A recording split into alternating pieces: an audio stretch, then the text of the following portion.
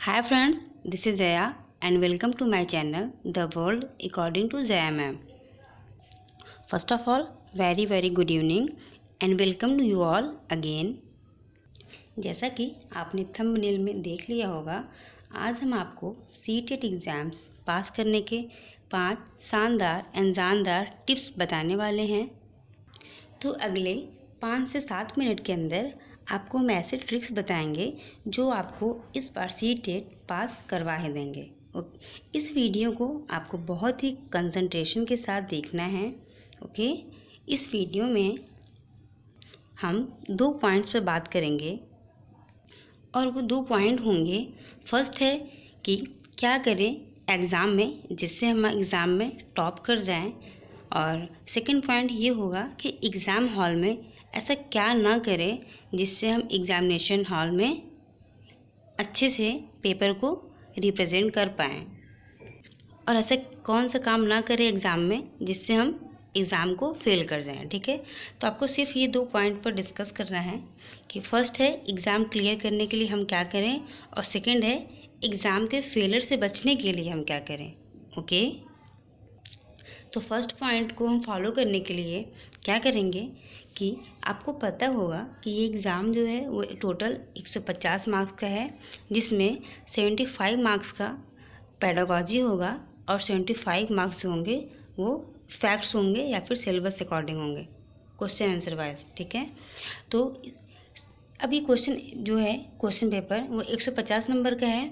150 means आपको पता है कि टोटल इसमें 5 सब्जेक्ट आते हैं और एक सब्जेक्ट 30 नंबर का होता है, और 5 सब्जेक्ट तो 30 गुणे 5 करेंगे। इस तरह से टोटल कितना आ जाएगा 150, और 150 क्वेश्चन में जो हमारा 75 नंबर होगा वो पेडागॉजी होगा। हम यहाँ पर यही बात करेंगे कि हम पेडागॉजी के जो 75 नंबर है उसको हम किस तरह से गेन करें कि कम से कम 75 में 70 मार्क्स तो आ ही जाएँ। ठीक है, तो इसके लिए आपके लिए फर्स्ट पॉइंट होगा, और यहाँ पर हर सब्जेक्ट जो 30 नंबर का है तो 30 में से 15 नंबर पेडागॉजी कंपलसरी है। जैसे मान लीजिए अगर हिंदी है तो हिंदी में 15 नंबर पेडागॉजी होगा और 15 नंबर अदर पॉइंट्स होंगे। मैथ है तो मैथ में 15 नंबर पेडागॉजी होगा, और अगर इंग्लिश या फिर संस्कृत लेते हैं ऑप्शंस में तो उसमें भी 15 नंबर क्या होगा पेडागॉजी होगा। तो इस तरह से ईवीएस की बात करेंगे तो वहाँ भी 15 नंबर पेडागॉजी होगा, और सीडीपी तो टोटल पेडागॉजी बेस्ड है। ठीक है, तो इस तरह से 150 में 75 मार्क्स कितना हो जाएगा पेडागॉजी का हो जाएगा, और हम उस 75 नंबर की ही बात करेंगे इस वीडियो में जो कि पेडागॉजी पर बेस्ड होंगे, और ये टारगेट करके चलना है कि 75 नंबर पेडागॉजी में से मिनिमम 70 मार्क्स गेन करने हैं। ओके, चलिए तो स्टार्ट करते हैं अपनी जानदार और शानदार टिप्स और ट्रिक्स को, जिसमें फर्स्ट पॉइंट है क्या कि बच्चा सर्वप्रथम बाद में अध्यापक। ये कहने का मतलब ये है, अगर आप जब एग्ज़ामिनेशन हॉल में बैठे हो और क्वेश्चंस को सॉल्व कर रहे हो तो उस टाइम आपको करना क्या है, कुछ टाइम के लिए खुद को डाउन करके बच्चे को अधिकारी समझ लेना है। कहने का मतलब ये है कि बच्चा हमेशा कहाँ होगा, सर्वोपरि होगा।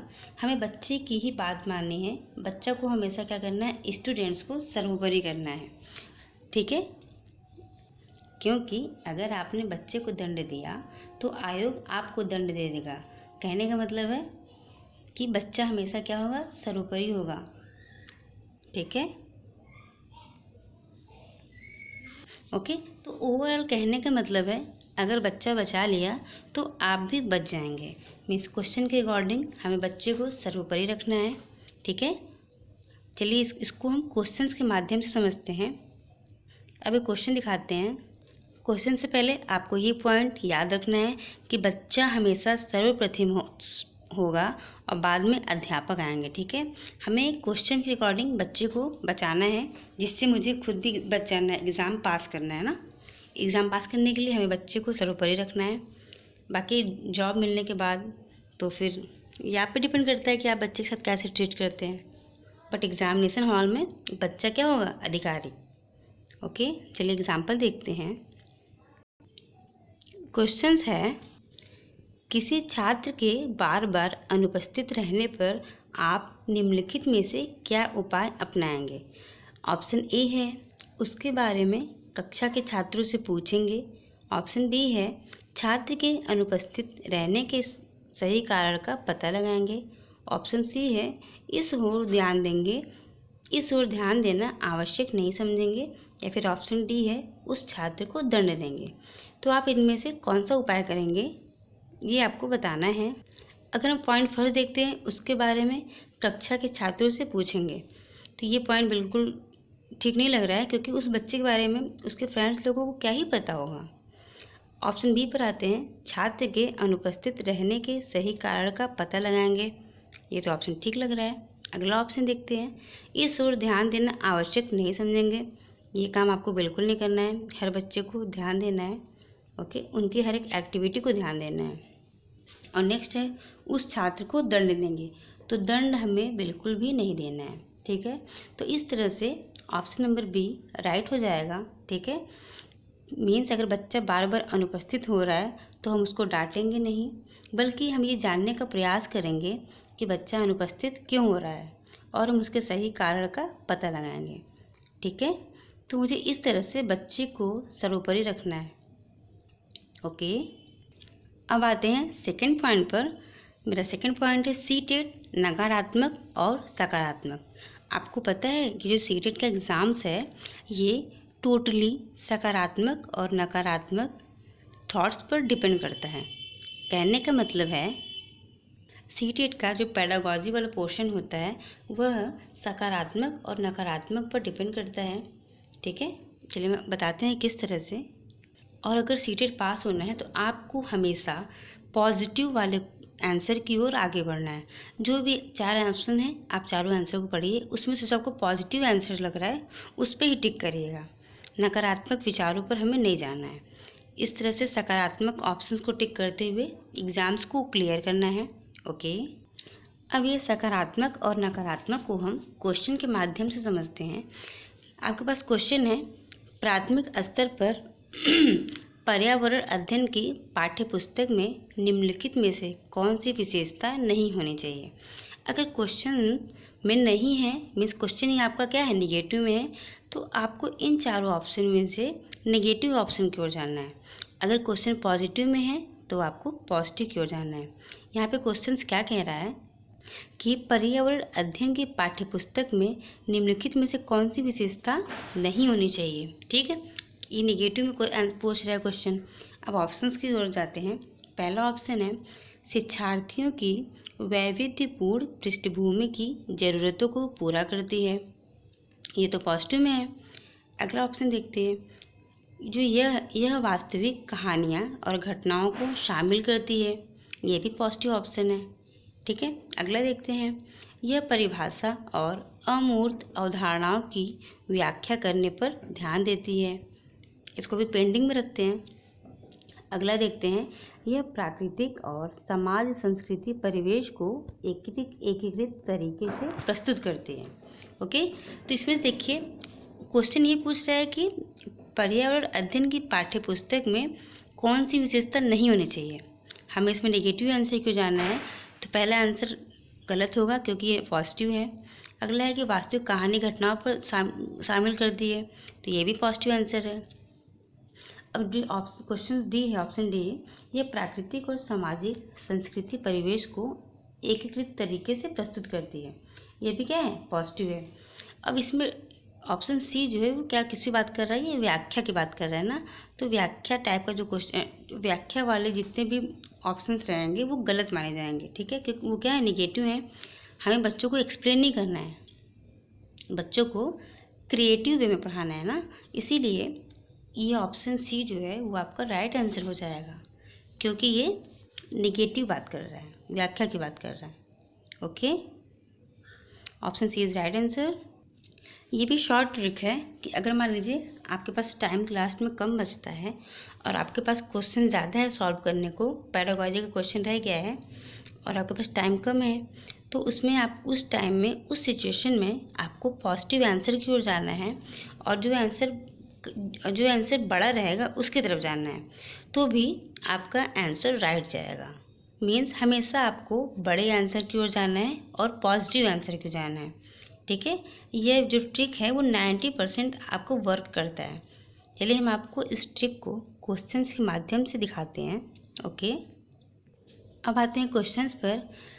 क्वेश्चन कहता है भाषा शिक्षण के संदर्भ में बाल साहित्य का क्या उद्देश्य है।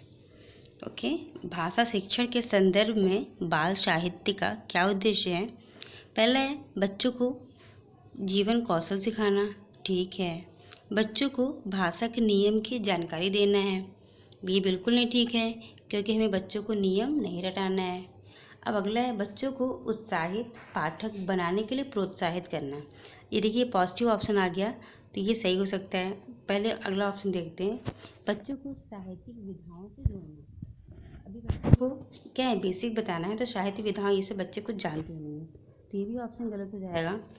बच्चों को जीवन कौशल से जोड़ना, लेकिन अभी क्या है, बाल साहित्य की हम बात कर रहे हैं ना, तो ये भी ऑप्शन सही नहीं होगा। इसीलिए हमारा जो राइट आंसर है वो क्या हो जाएगा, ऑप्शन नंबर सी। ओके, तो भाषा शिक्षा के संदर्भ में बाल साहित्य का उद्देश्य यही है कि बच्चों को उत्साहित पाठक बनाने के लिए प्रोत्साहित करना है। ठीक है, और यहाँ पर देखिए, अगर मान लीजिए आपके पास आंसर पढ़ने का टाइम नहीं है, आप बहुत पेपर के लिए बहुत कम टाइम बचा हुआ है, तो बिना कुछ सोचे समझे, देखिए प्रोत्साहित पॉजिटिव वर्ड दिख गया तो भी आप इसे टिक कर सकते हैं, ये राइट आंसर हो जाएगा। अदरवाइज आप देखिए जो बड़ा आंसर है वही क्या है, राइट है। तो आप इमरजेंसी में इस ट्रिक के साथ भी जा सकते हैं, ये बहुत ही आपके लिए हेल्पफुल होगा। ओके, अब आते हैं नेक्स्ट। 4 पॉइंट है टैग वर्ड। टैग वर्ड क्या होता है, ये 100% सटीक ट्रिक लगता है। ठीक है, टैग वर्ड में यहाँ पे कुछ पेडागॉजी के टैग वर्ड हैं, आप उसको देखते ही उस ऑप्शन के साथ जा सकते हैं जो आपका बिल्कुल ही सही आंसर होगा। चलिए हम टैग वर्ड को बताते हैं, ऐसा कौन कौन सा टैग वर्ड है जिसे आप याद कर सकते हैं। ओके, अब यहाँ पर देखिए, ये जो टैग वर्ड है ये पॉजिटिव वर्ड है। मीन्स अगर आपको ऑप्शंस में ये सारे वर्ड दिखते हैं तो बिना सोचे समझे आपको वो आंसर टिक कर देना है, क्योंकि वही राइट आंसर हो जाएगा। ये सारे पॉजिटिव वर्ड्स हैं, जैसे अगर आपको ऑप्शन मिलता है अवसर देना, बच्चों को अवसर देना चाहिए, सही बात है। बच्चों को प्रोत्साहित करना चाहिए, बच्चों को चर्चा में शामिल करना चाहिए, बच्चों को करना है फिर करके सीखना चाहिए, सीखने देना चाहिए, सृजनात्मकता का विकास, या फिर अर्थपूर्ण भावपूर्ण चित्र भ्रमण कराना, किसी कारण का पता कराना, या फिर विभिन्न गतिविधियों में शामिल होना। ठीक है, ये सारे जितने भी ऑप्शंस आपको दिख रहे हैं ये सब क्या हैं, सारे बिल्कुल करेक्ट ऑप्शन हैं। तो इसीलिए ये सारे क्या है, पॉजिटिव टैग वर्ड है। आप इन सब का स्क्रीनशॉट लेकर रख सकते हो और एग्ज़ाम टाइम में इसको रिपीट कर सकते हो। जब भी आपको ये सारे ऑप्शन दिखते हैं तो इसी ऑप्शन के साथ जाइएगा, अगर ये वर्ड आपको दिखता है तो। ये सारे पॉजिटिव के टैग वर्ड हैं। अब इसके बाद हम आते हैं, कुछ ऐसे टैग वर्ड हैं जो नेगेटिव हैं, और अगर वो वर्ड आपको दिखते हैं तो वो ऑप्शंस बिल्कुल भी सही नहीं होगा। चलिए उस टैग वर्ड को देखते हैं, नेगेटिव वाले को। ओके, ये सारे जो टैग वर्ड आपके सामने दिख रहे हैं ये कैसे टैग वर्ड है, ये सब नेगेटिव टैग वर्ड हैं। ओके,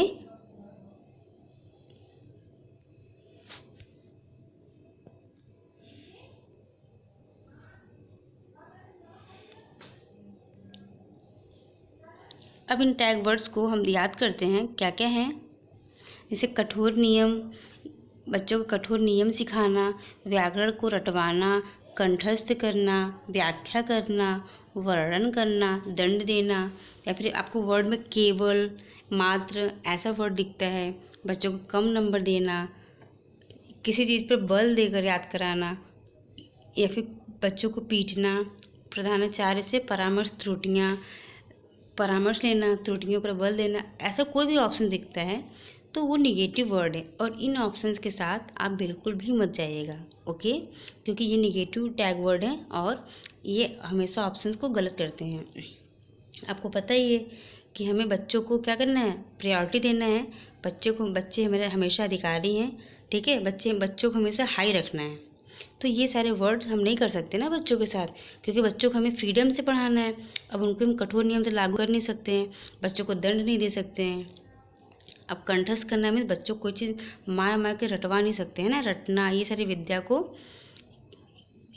क्या है, बैंड है। बच्चों को इस तरह से हम नहीं पढ़ा सकते हैं। तो ये सारे वर्ड्स निगेटिव वर्ड हैं। और इतना करने के बाद आपको ये 6 पॉइंट्स अच्छे से रट लेने हैं। जैसे पियाजे के बारे में, कोहलबर्ग, वैगोत्स्की। और सेकंड पॉइंट है एनसीएफ 2005, मूल्यांकन, बुद्धि और क्या है, आनुवांशिकता एवं वातावरण, अधिगम, पुस्तक और सृजनात्मकता। ये कुछ पॉइंट्स जो हैं बहुत इंपॉर्टेंट है। इसको भी आप कवर कर लेते हैं अगर, तो आपका C-TET जो है CDP में 25+ मार्क्स आ जाएगा बहुत ही आराम से। ओके, तो जानदार ट्रिक्स के साथ आप इन पॉइंट्स को भी अच्छे से सीख लीजिएगा, लर्न कर लीजिएगा। ओके, और एग्ज़ाम को पास करने का जो सेकंड पॉइंट था कि क्या न करें, तो हमें सबसे पहले ये नहीं करना है कि एक साथ गोला नहीं भरना है। जैसे बहुत लोग होते हैं क्वेश्चंस में 60 क्वेश्चंस, 90 क्वेश्चंस, इवन 120 क्वेश्चन, सारे क्वेश्चन को एक साथ सॉल्व कर लेते हैं पेपर में। उसके बाद सोचते हैं कि हम आराम आराम से गोला भरेंगे, लेकिन तब तक जो टाइम होता है वो आउट हो जाता है। और गोला भरने में या फिर टाइम कम की वजह से जल्दी जल्दी भरने के चक्कर में मिस्टेक्स हो जाते हैं। इसीलिए एक साथ गोला कभी नहीं भरना चाहिए। आप ऐसा कर सकते हो, उसको कम टाइम में डिवाइड कर सकते हो। जैसे मान लीजिए आपने CDP का 30 क्वेश्चन किया, तो आपने 30 क्वेश्चन का गोला भर लिया।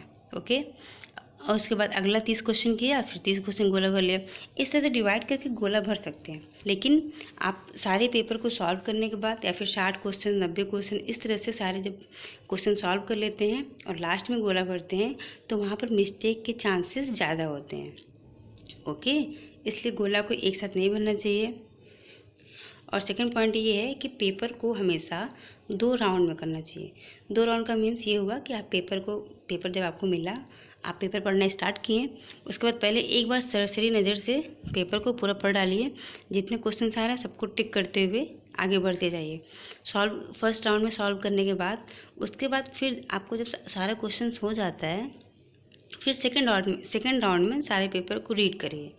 ठीक, तो इस तरह से जो कुछ क्वेश्चंस ऐसे होते हैं जो बाद में रिकॉल होते हैं, तो आप उसका आंसर मिल जाएगा। ठीक है, इसलिए पेपर को हमेशा 2 राउंड में करना चाहिए। ओके, तो आज का ये ट्रिक आपको ज़रूर एग्ज़ाम में पास कराएगा। Good luck and wish you all the best. चलिए फिर मिलते हैं नेक्स्ट वीडियो में। तब तक के लिए bye bye and don't forget to subscribe my channel. Subscribe, like and share with your friends. Thank you.